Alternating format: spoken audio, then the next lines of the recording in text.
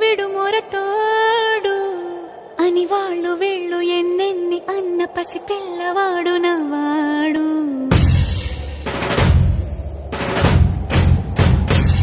విడుముండోడు అని ఊరు వాడ అనుకున్న గాని మహారాజు నాకు నవ్వాడు.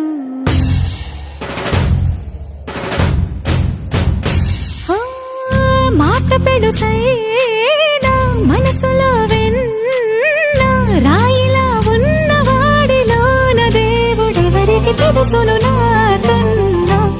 సూసేకి అగ్గిరవ్వ మాదిరే ఉంటా